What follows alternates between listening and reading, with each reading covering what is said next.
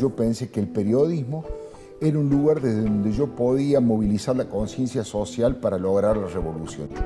Creo que la legislación no le debe permitir a los dueños de medios tener otro tipo de negocios extraperiodísticos. El periodista habitualmente debe mostrar lo que los gobiernos quieren ocultar. Un mundo sin periodistas es la ilusión de los poderosos. El apasionamiento por el periodismo es por la curiosidad, por saber y además por informar. Y el motor que mueve el periodismo tiene que ser la búsqueda de la verdad.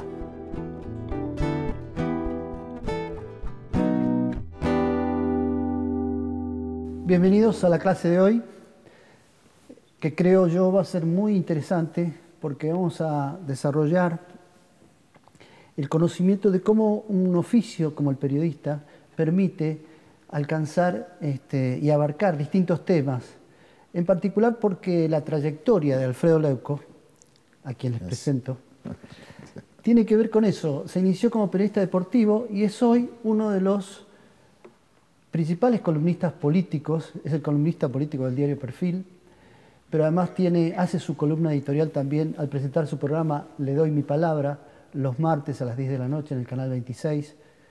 Hace además la Leuco Palabra en el programa de Fernando Bravo todas las tardes en Radio Continental. Es decir, que tiene opinión, que tiene peso su opinión, que es muy seguida su opinión. Y me parece que la construcción de ese periodista es parte del aprendizaje que tenemos hoy. Así que vamos a iniciar, como corresponde, por el principio.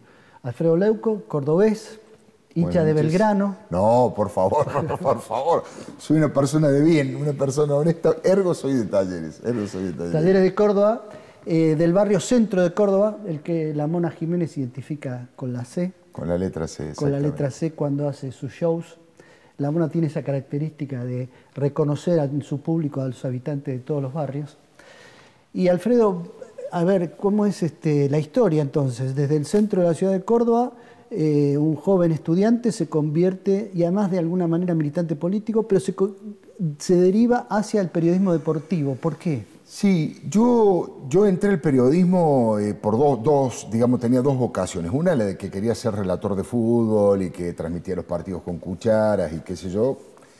Y la otra es que al final del secundario entro... ¿Transmitir los partidos con cuchara? ¿Qué significa? Y, por ejemplo... Tomaba la cuchara como un micrófono y relataba partidos imaginarios. Pero la que siempre ganaba Talleres. En la que siempre ganaba Talleres. Además iba los domingos a la cancha y jugaba con mis amigos a adivinar los títulos de los diarios del día siguiente, de La Voz del Interior, o con qué iba a ir el gráfico en la tapa, de qué manera se iba a resolver. Ese era uno de los intereses, el tema deportivo. Pero después, como vos bien decías, yo los últimos años del secundario entré en la militancia política, en el Partido Comunista en Córdoba.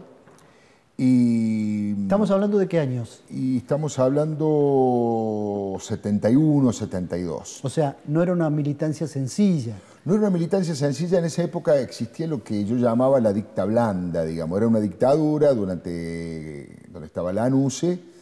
Y además después del Cordobazo. Después del Cordobazo del año 69, pero comparado con la dictadura que se vino después, una dictadura donde no había desaparecidos, por ejemplo, pero sí había presos y también había violencia y represión.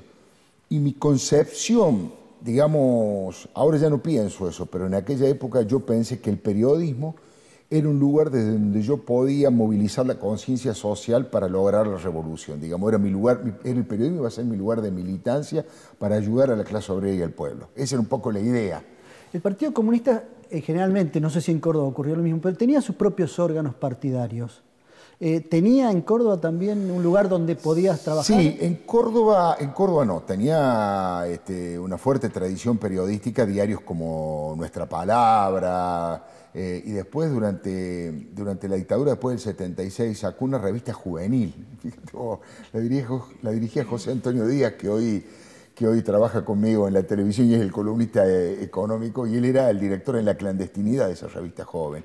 Y ahí escribí algunas notas de deporte, ¿no? Allí paso a paso se viene el tallerazo. Era uno jugando con el Cordobazo y con Talleres. Así que mi intención era ayudar al cambio social, pero además meterme con el tema deportivo. y busqué trabajo como bestia. Fui a 16 veces al diario Córdoba. El diario Córdoba se podía hacer una similitud con lo que era Crónica durante mucho tiempo acá. Era un diario vespertino, sensacionalista, con mucho deporte y mucho crimen. Y al deporte le daba mucha bolilla. Y escribían varios de los periodistas que tenían mejor pluma en Córdoba. Ahí se divertían escribiendo deportes. Y ahí fui 16 veces a buscar. Y en la última no había forma de entrar al periodismo. Me costaba mucho entrar. Yo decía, ¿vos por qué querés ser periodista? Ah, porque me gusta. Bueno, acá a todos los pibes les gusta ser periodista. ¿Qué más sabes hacer? Mirá vos la virtud. Escribo a máquina, no en computadora, a máquina. Bueno, todos saben de escribir a máquina. ¿Qué más? Y estudio periodismo en la Facultad de Ciencia de la Información. Entonces el tipo me dijo, bueno, eso es un demérito, me dijo el director, no es un mérito, porque era una facultad hiperpolitizada. Era una facultad cargada de ideología 72, 71, 73, entonces los dueños de los medios lo veían con cierta precaución. Bueno, al final me dijo, bueno, está bien, me ganaste por cansancio, pibe, me ganaste por cansancio, anda a ver el jefe de deporte, y ahí fui a hacer un partido de primera B entre Palermo y Lavalle, y allí empecé haciendo deporte, siempre deporte. Después vino la dictadura grande, donde ya solo pude hacer deporte porque la política estaba prohibida, digamos. Claro, pero digamos como formación para los periodistas en general, todos los que empezaron en deportes, hay varios casos de periodistas que empezaron en deportes y son ahora columnistas políticos. Recuerdo el caso de Van der Kooi, el caso de Julio Blanc, que son columnistas políticos de Clarín. Marcelo Elbon, Nelson Castro también empezó haciendo deporte, el fallecido Atilio O sea que Cadorín. es una buena escuela para la formación del periodista. ¿Por qué razón crees eso? Por dos cosas. Primero, porque creo que es la puerta de entrada a los sectores más populares. Creo que las demás secciones se entra desde la universidad, desde la academia, y con un nivel intelectual alto que generalmente proviene de un sector económico de clase media alta. Los integrantes de la redacción, más de barrio, más populares, sectores más bajos, entran por el deporte, porque todos saben de fútbol, todos saben de básquet. Esa es una. Se nutren los sectores populares, entran por el lado del deporte a la redacción y eso es bienvenido. Y la otra es que rápidamente vos podés acceder a todos los géneros periodísticos, aunque tengas 15 días o un mes de periodista. Para escribir una nota de opinión en política tenés que tener solidez, firma, 6 años, 7 años de trayectoria. En cambio, en deporte vos vas, escribís una crónica, haces un comentario, escribís una nota a color rápidamente, un reportaje. En política, para hacer un reportaje que te dejen entrevistar a un político, pasan un par de años. En deporte apenas empezás en el vestuario, después vas durante la semana a los entrenamientos y entrevistás a las grandes figuras. Y hasta la posibilidad de la opinión editorial, de la columna editorial, porque un día hay un lío en la cancha, se arma despelote y te toca escribir sobre la violencia y hasta podés opinar, cosa que en las demás secciones. Eso hace que se transforme en una escuela ideal porque rápidamente entras en contacto con todas las posibilidades que te da el periodismo. Siempre estoy hablando de periodismo escrito, que es donde yo empecé, ¿no? Claro. ¿Quiénes eran tus referentes, tus lecturas, tus modelos, la persona o los cronistas que vos seguías en particular y por qué?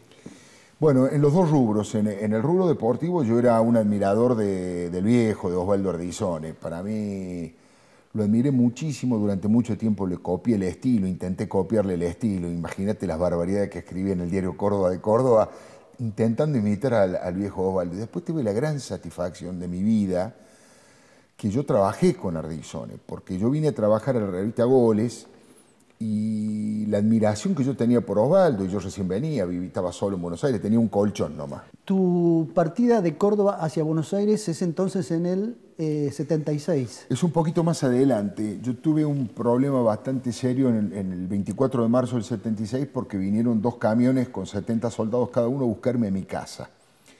Yo no estaba porque la militancia política y estudiantil había logrado un consenso que era así. Ya se veía venir el golpe. Entonces la idea era, si hay golpe de Estado, nos autoconvocamos cada uno en su lugar de trabajo de militancia. Los obreros en la fábrica, los estudiantes en la facultad, para resistir el golpe de Estado. ¿Y tu lugar en ese momento era? Era la Facultad de Ciencia de la Información. Entonces yo me fui a la Facultad de Ciencia de la Información. Cuando llegué estaba rodeada de tanques y de jeeps. Inmediatamente me escapé de ahí y me fui a la casa de una tía que vivía en un lugar más lejano, digamos, como si en la ciudad de Buenos Aires fuera Mataderos. Cuando volví a mi casa, me estaba esperando mi madre llorando, diciendo te tenés que ir, y me cuenta que me habían ido a buscar los soldados con un apellido mío mal escrito, porque yo había caído preso durante 2 o 3 días en una razzia que hubo en Córdoba. Fue una cosa brutal en algún momento, antes de la dictadura, durante el gobierno de Lacabane, que era un fascista premilitar. Se conoció como la Noche del Terror. Ellos allanaron el local del Partido Comunista y el local del Partido Socialista de los Trabajadores. Allí mataron a una militante comunista. Y cuando nosotros hicimos un acto para juntar fondos y para difundir esto, bueno, rodearon de patrulleros y nos metieron presos. Con esa lista, con mi apellido mal, porque el policía que escribió mi apellido le pegaba la letra equivocada, me fueron a buscar. O sea que ya me di cuenta dónde venía, con la lista del sector de inteligencia de la Policía de Córdoba. Entonces, bueno, mi vieja me dijo eso, me fui 14 días a vivir a lo de esta tía lejos y después volví a trabajar al diario Córdoba y a zafarla como pudiese. Y comenté el Mundial 78, fíjate vos, para Canal 10. Yo hice el comentario de los partidos de fútbol del Mundial 78. Y eso ya estaba intervenido militarmente. Y un coronel que le gustaba mucho el fútbol me llamó y me dijo, mirá, dice, vos te tenés que ir de acá porque vos en los medios no corre peligro tu vida, me dijo. Pero en los medios vos no vas a trabajar. Podés ir a trabajar la farmacia de tu viejo, la tienda de tu tía. Me empezó a nombrar todos los parientes, y las actividades que tenía, como diciendo, sabemos todo. Bueno, ahí tomé la decisión de venirme a Buenos Aires. Yo había sido corresponsal de GON en el 78. ¿Y por qué a Buenos Aires si la situación daba más que para irse del país, no para irse a Buenos Aires? ¿Qué iba a cambiar en Buenos Aires? Yo la verdad que no era un militante. Yo en el 76 tenía 21 años. Era un militante, sí, que iba a la universidad, que estaba en el centro de estudiantes, pero no era un militante. Primero, no era un militante de la violencia, porque el Partido Comunista se oponía a la violencia armada. Y segundo, no era un cuadro dirigente, era un militante cualún, que entonces tampoco era tan grave, yo pensé, como para irme del país. Y además yo soñaba con trabajar de periodista y cuando le avisé a Horacio del Prado, a Osvaldo Pepe, que habían sido mis jefes en la revista Goles, me dijeron, venite, Córdoba, venite a Buenos Aires, que algún laburo te vamos a dar. Y Hanglin dirigía la revista Goles. Rolando Hanglin. Y ahí empecé a hacer Tigre y Chacarita, bueno, ahí está la vida personal también. Me casé joven para venirme con quien era mi novia a Buenos Aires. Y ahí teníamos un colchón nomás, vivía en Floresta y ahí empecé haciendo deportes hasta que, bueno, apareció La Hoja del Lunes, que algo de eso vos conoces. Yo estaba, cuando de Goles paso a La Hoja del Lunes, que dura un tiempo muy corto, ahí alguien me dice, mira, anda a Clarín, porque en Clarín leyeron las cosas que vos escribías en La Hoja del Lunes. Yo era un redactor raso en La Hoja del Lunes, escribía fútbol, básquet. Y ahí entré a Clarín. Ahí Juan de Biase me dijo, bueno, ¿querés laburar acá? Sí. Andá a hacer una nota a Juan Ramón Carrasco, al uruguayo Carrasco, que se había peleado y siempre. Y bueno, el viejo truco, le dije, Carrasco, si me da una nota, consigo trabajo. Si no, y bueno, me atendió, me explicó cómo le pegaba los tiros libres, sus conflictos con JJ López. Y ahí, esa fue mi primera nota en Clarín, y ahí quedé en Clarín en deportes, ¿no? Hasta la llegada de la democracia. Cuando llegó la democracia, pasé a política.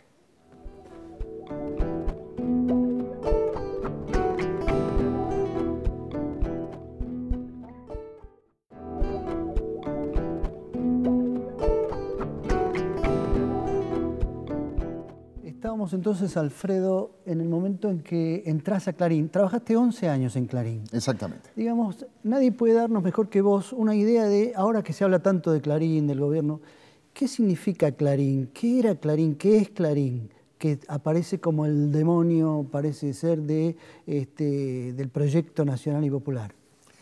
Bueno, en aquel momento era el sueño de todo periodista, ¿no? Trabajar en Clarín o El Gráfico o en La Nación era el sueño de todo periodista. Yo quería trabajar en ese diario y para mí fue un aprendizaje impresionante. Estuve 11 años, durante la dictadura hice deportes y cuando empieza la democracia pasé a política, apenas después de Malvinas, ¿no?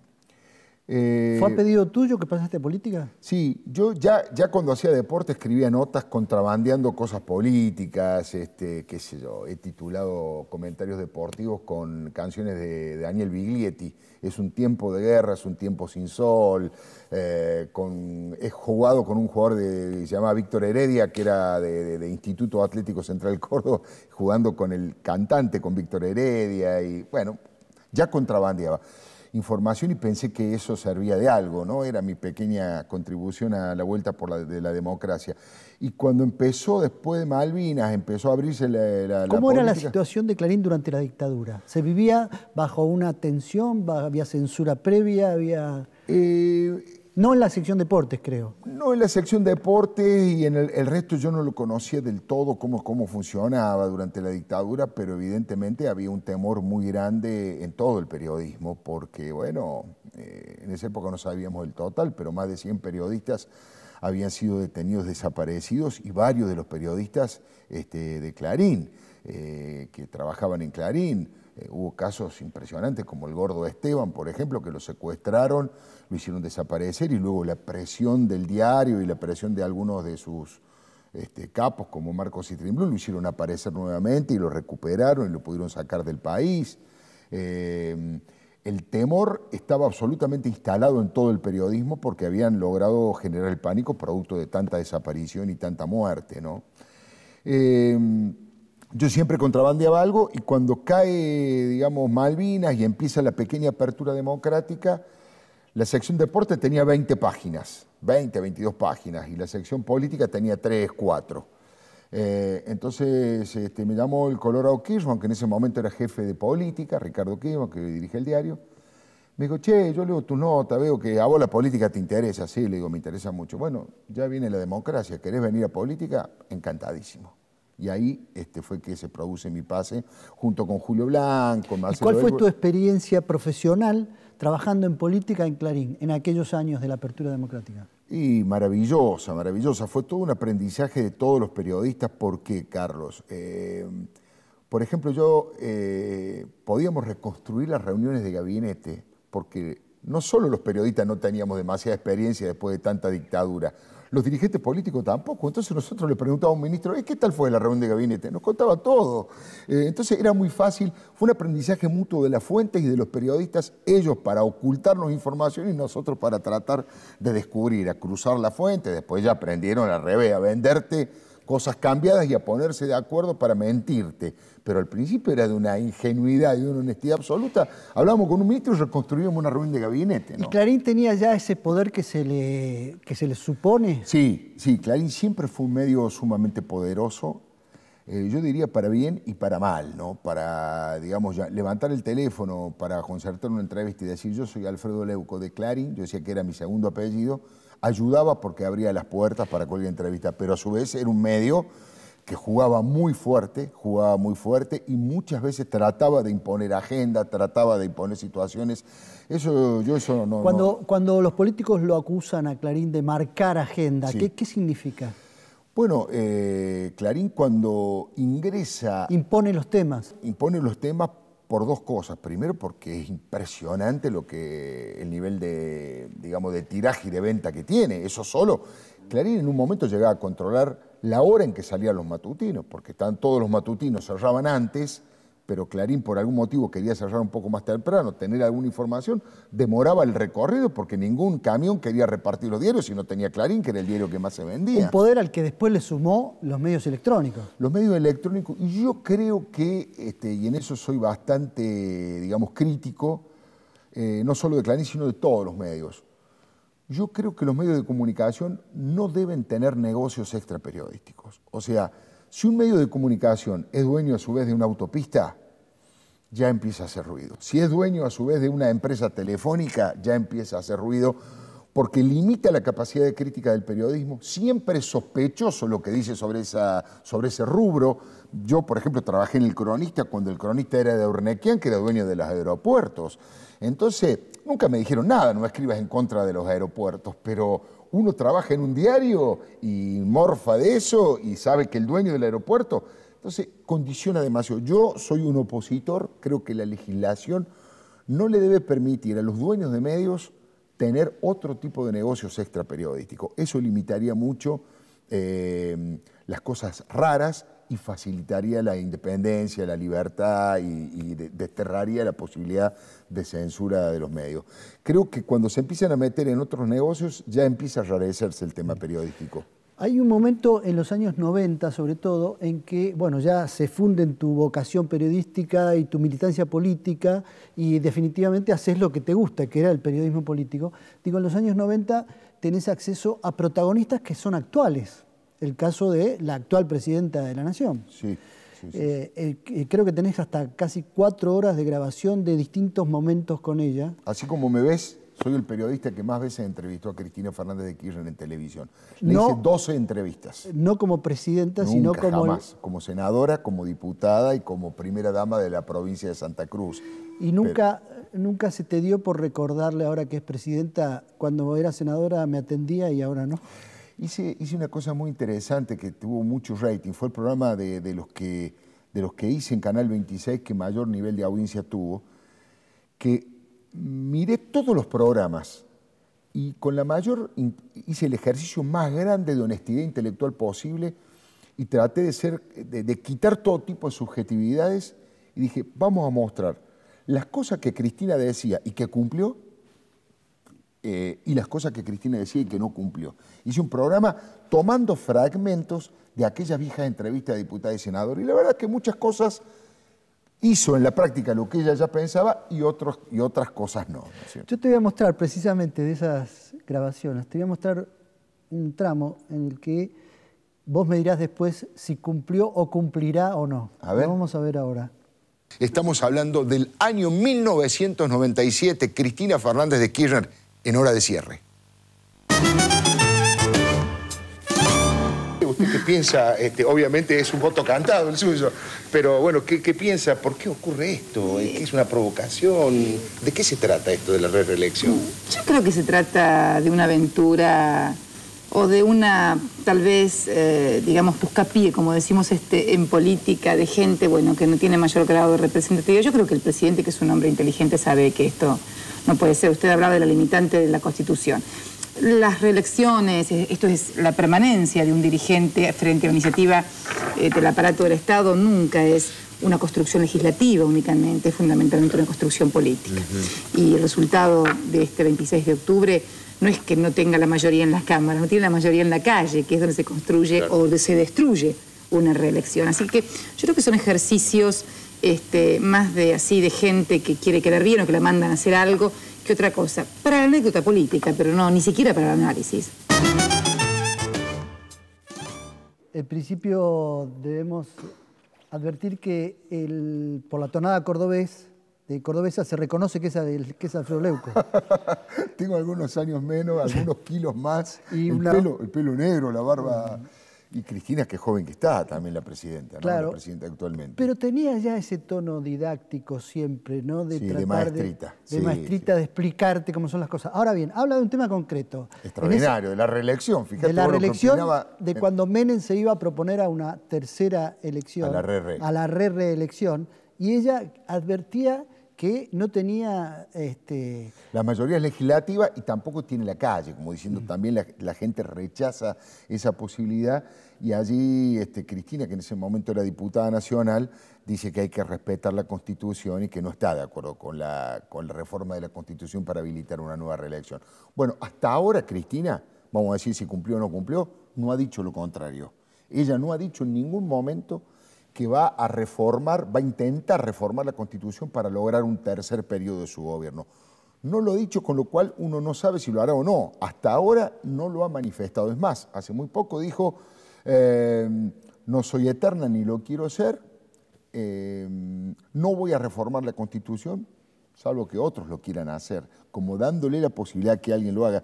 Yo creo que hoy la presidenta está esperando el resultado de las elecciones, digamos, de medio tiempo. Cuando ella sepa que si tiene un gran respaldo o un gran rechazo, allí va a tomar alguna determinación. Por ahora, hasta ahora cumplió. Digamos, hasta ahora no fomenta la reelección, ¿no? Y si le preguntamos al columnista político y tuviera que escribir sobre eso, Alfredo Leuco, el domingo, Sí. tuviera que aventurar, quizás o informar o adelantar según su información qué puede ocurrir, depende de las relaciones de poder que se establezcan en octubre. Sí.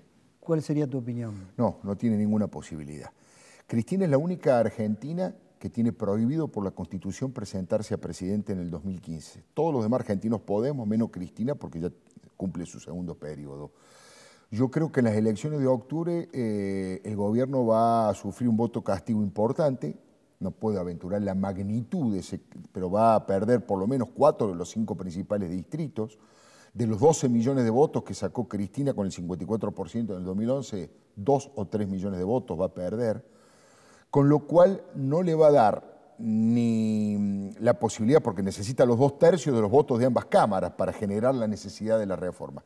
No le va a dar esa posibilidad y creo yo, espero, ruego que no quieran forzar las cosas y hacerlo por atropello de prepo, porque ya nos convertiríamos en Venezuela. Quiero creer que Cristina no lo va a hacer y creo que no lo va a poder hacer porque no va a tener los diputados y los senadores necesarios y va a tener va a disminuir mucho el porcentaje de votos que logró en el 2011.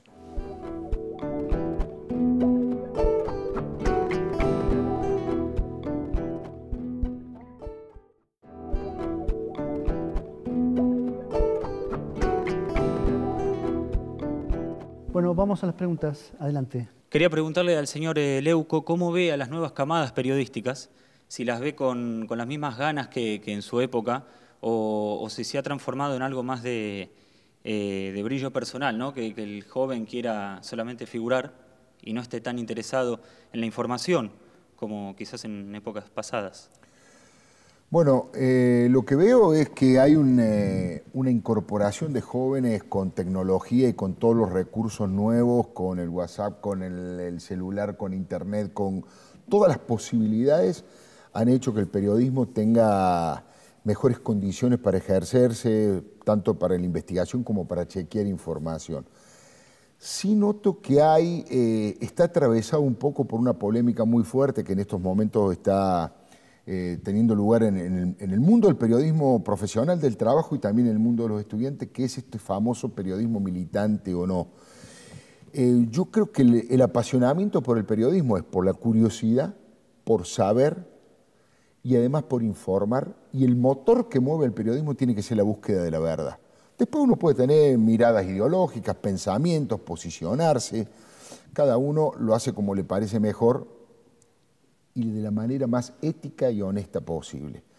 Ahora, cuando uno intenta a través del periodismo hacer militancia, cambian los paradigmas porque tienen objetivos distintos. La militancia es una actividad totalmente sana y absolutamente beneficiosa para la sociedad. Yo fomento que los jóvenes se metan en la política, pero una cosa es la actividad de la política donde uno defiende ideas y a veces hasta defiende ideas equivocadas en función de cierta disciplina partidaria, y una cosa es el ejercicio del periodismo, donde uno debe defender siempre la verdad, con la subjetividad de cada uno, pero la verdad al fin, ¿no? ¿Cómo se explica que un programa político le gane al fútbol? Qué interesante, ¿no? Yo creo que hay una demanda de parte de la sociedad. Las sociedades tienen humores que van modificándose. Y en el momento en que Jorge Lanata derrota al fútbol, que le ponen el fútbol en la peor de las condiciones, en la condición de ocultamiento, utilizar el fútbol para ocultar verdades, van a contramano de una demanda importante que hay un sector de la sociedad. Hay un sector de la sociedad que está reclamando saber de qué se trata. El pueblo quiere saber de qué se trata. Y el periodismo crítico en estos momentos juega un rol muy importante. Me parece que el gobierno nacional cometió una torpeza, un error, victimizar a Jorge Lanata poniéndole un partido de fútbol para tratar de ocultar lo que un periodista tiene que mostrar, que siempre tiene que ver con situaciones de corrupción. El periodista habitualmente debe mostrar lo que los gobiernos quieren ocultar. Digamos, esta es una de las definiciones que yo por lo menos creo de periodismo. Periodista es aquella persona que muestra lo que los gobiernos y cualquier poder quieren ocultar. El periodista que muestra lo que los gobiernos y el poder quieren mostrar, hace propaganda, que es una tarea muy noble, pero es una tarea totalmente distinta a la de periodista.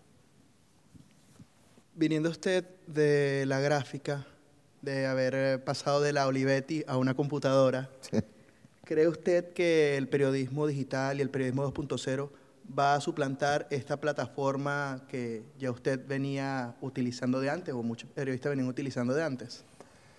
Sí, sí, la tendencia indica que el periodismo ejercido en las redes sociales, que el periodismo ciudadano, que el periodismo que tiene que ver con las últimas tecnologías, finalmente en algún momento va a terminar de sepultar el periodismo de papel, el periodismo que se ejerce en el papel. Creo que todo lo que tenga que ver con la electrónica, y además creo que el periodismo avanza hacia una suerte de menú informativo, de menú periodístico, casi en demanda personal del consumidor, digamos.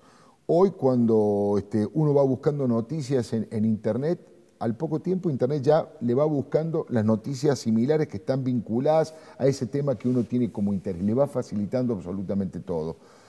No podría predecir en qué momento va a ocurrir eso, pero tengo toda la impresión que más temprano que tarde el periodismo de papel, el periodismo en los diarios gráficos, los diarios de papel tiende a desaparecer y que va a hacer todo a través de pantallas, la pantalla de celular, la pantalla del televisor, la pantalla de la computadora, pero creo que vamos rumbo a eso, ¿no? En eso no tengo duda. De todas maneras, ya estoy grande, pero no temo por mi trabajo, porque cualquiera sea el soporte que tenga el periodismo, siempre va a necesitar contenidos. Y los contenidos se pueden vehiculizar a través de cualquiera de estos soportes, cualquiera de estas herramientas. O sea, hoy la formación profunda del periodista, su nivel cultural, su capacidad de análisis, su curiosidad, su formación intelectual y académica, tiene que ser cada vez más amplia, cada vez más fuerte, cada vez más desarrollada y profunda. El resto son instrumentos para vehiculizar esos saberes, pero los saberes siempre van a ser los mismos, hacia dónde va el mundo, qué puede ocurrir en este país, de qué manera yo me vinculo con los demás, qué pasa en la sociedad en la que yo habito, cómo colaboro a mejorar esa sociedad y hacerla más justa, más sustentable. Así que como instrumento sí, yo creo que el papel va a desaparecer. No creo que desaparezca el ADN del periodismo, que es esa curiosidad y esa forma de ponerse al servicio de la sociedad para denunciar lo malo y contribuir a lo bueno, ¿no? Alfredo, agrego una pregunta, si me permiten, aunque les corresponde a ustedes, pero me quedó una duda sobre una respuesta. ¿Por qué razón, si el gobierno tiene un aparato de comunicación tan fuerte, pone tanto dinero en medios públicos, en medios que son estatales o progubernamentales, tiene una usina ideológica como los intelectuales de carta abierta, tiene tantos profesionales o mercenarios a su servicio que han trabajado en los medios de comunicación, ¿por qué fracasa la comunicación del gobierno? Mira, fracasa un poco lo que decía yo en la última respuesta, Carlos.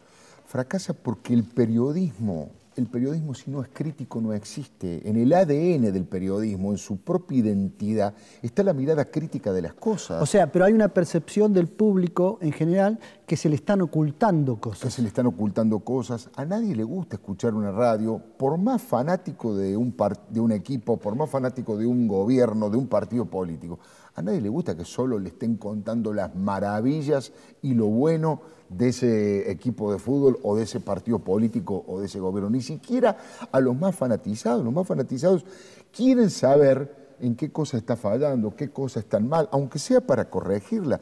Yo creo que hay una base muy, digamos, un error muy grosero de parte del gobierno y de parte del propio matrimonio Kirchner desde el fondo de la historia en Santa Cruz. Nunca terminaron de entender lo que es el periodismo. El periodismo necesita de la más amplia libertad. Esta fue mi principal crítica histórica a los 10 años de los Kirchner. El principal insumo del periodista no es la noticia, es la libertad. Con libertad se puede hacer un periodismo bueno, un periodismo malo o un periodismo regular, pero sin libertad solo es posible la propaganda y son dos actividades absolutamente distintas. La gente no es tonta, la gente se da cuenta. No hay casi antecedentes en la historia de ningún país del mundo donde un periodismo chupamedia, donde un periodismo obsecuente haya tenido éxito, haya tenido masividad de venta en un diario o haya tenido un gran rating en televisión o en radio. En general la gente toma distancia de los obsecuentes y prefiere a los periodistas que tienen miradas críticas. Que ser mirar crítico también es elogiar lo bueno, pero no elogiar absolutamente todo, porque esa es tarea de las secretarías de prensa, de los gobiernos y no de los periodistas, ¿no?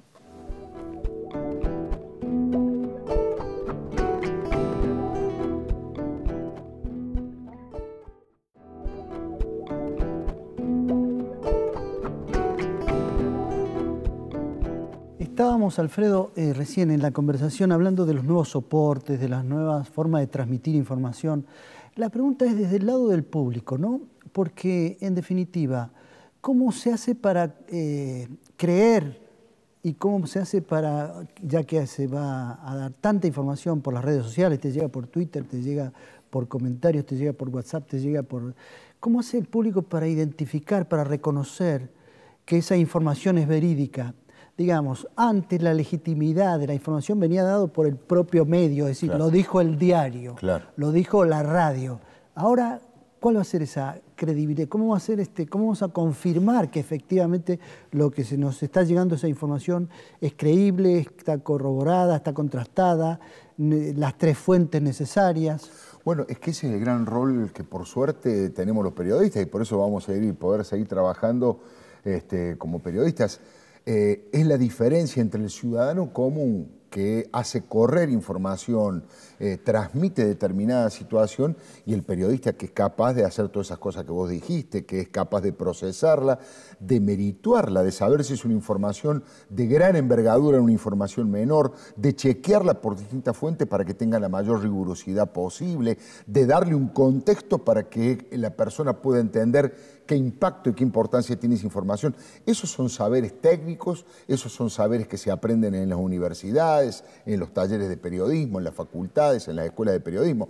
O sea, el rol del periodista va a ser mucho más necesario todavía, porque es aquel que como tarea principal debe ofrecerle a ese mundo y a ese universo que tiene un gran acceso esa credibilidad, esa rigurosidad y poder diferenciar lo accesorio de lo que realmente es importante, ¿no? Y en definitiva el público va a valorar siempre a aquel que construya credibilidad y al cabo del tiempo va a construir respeto también, ¿no? Me parece que sí, eso ha sido a lo largo de toda la historia y no es algo que se logre de un día para el otro.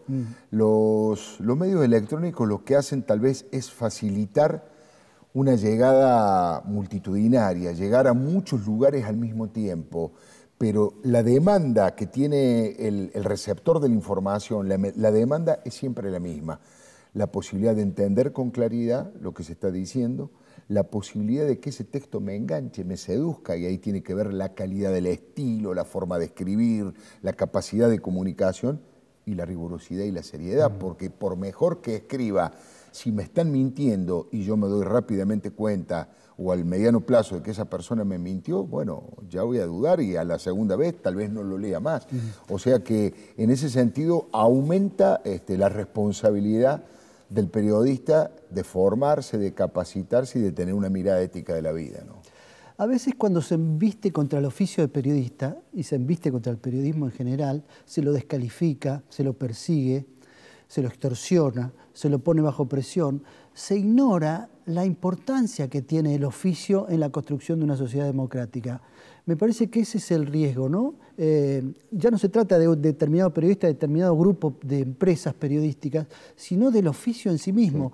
Habría que hacer quizás una demostración por el absurdo. ¿Cómo sería vivir sin periodismo? Claro. ¿Cuál sería, por ejemplo, cómo explicarías eso para el público, para que se entienda la importancia del oficio que ejerce? Vos fíjate que uno de los periodistas que participa fuertemente de este proceso político del kirchnerismo, que como vos bien decís, no solamente ha atacado al periodismo en general, sino al oficio, al maravilloso oficio del periodista en particular. Ese periodista que es Horacio Berbisky tiene un libro que se llama Un mundo sin periodistas. Y un mundo sin periodistas es la ilusión de los poderosos. Los poderosos a todo nivel, los que tienen poder económico, los que tienen poder político, los que tienen capacidad de sojuzgar, de maltratar, de esclavizar de distinta manera a la gente, sueñan con que no haya periodistas. Porque si partimos de la base de que la actitud principal del periodista es una mirada crítica de la realidad, ninguno de los salvajismos que las sociedades modernas pueden llevar adelante, algunos de los que he nombrado, el periodista lo debe permitir. Entonces siempre va a haber alguien que esté llamando la atención, que esté denunciando, que esté advirtiendo sobre las injusticias que se están cometiendo. Si ese periodismo desaparece, prácticamente los poderosos no tienen ningún tipo de límite. Sí, existe un límite de la justicia, pero si nadie se entera de las injusticias, de los atropellos, de las patoteadas, que tengan que ver con el medio ambiente, que tengan que ver con la explotación del hombre, que tengan que ver con cualquier tipo de abuso de poder. Sin el periodismo es muy difícil combatir el abuso de poder porque es difícil enterarse que existe ese abuso de poder. Vos como periodista actualmente, ¿estás sufriendo presiones, extorsiones, persecuciones o has sufrido últimamente? Sí, yo tengo una definición, digo que desde 1983, desde que se recuperó la democracia, la libertad de prensa nunca fue de calorías tan bajas como ahora. Vivimos una libertad de prensa, es cierto, pero vivimos una libertad de prensa que tiene consecuencias al llevarla adelante, de bajas calorías, como te decía al principio. Nunca el oficio de periodista estuvo tan atacado y perseguido como en estos tiempos democráticos, de todo tipo. De no publicidad oficial en los distintos programas, porque la pauta oficial es solo para los amigos, no información, no permitir acceso a la información. De hecho, funcionarios de gobierno solamente van a los programas o acceden a entrevistas de los periodistas amigos. Bueno, apretadas a través de internet por una suerte de brigadas dedicadas a perseguir a los periodistas que tienen distinto tipo de opinión contraria, apretadas concretas de carne y hueso en la calle, con escraches y con maltrato e insultos e incluso con amenaza de algún tipo de represalia física. Sí, he padecido, insisto, desde que ejerzo el periodismo es el momento donde más dificultades he tenido para llevarlo adelante, y las dificultades son por donde lo mires, siempre hay una traba, siempre hay un intento de condicionar tu opinión, de que no la expreses. Uno hace todo un esfuerzo y lo logra.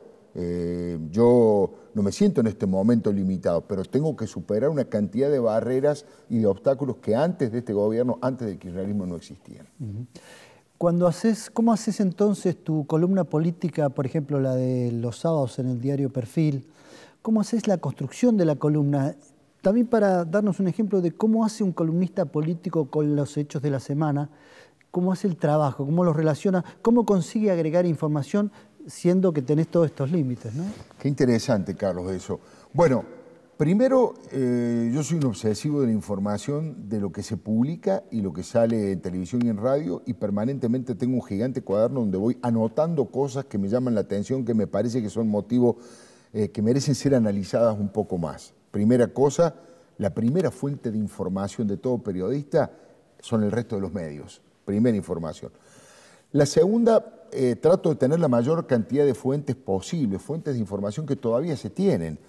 Digamos, siempre hay un ministro enojado o un funcionario enojado que te cuenta una reunión donde pasó tal cosa o tal otra, y uno después queda la responsabilidad de chequear esa información para confirmar que sea cierta.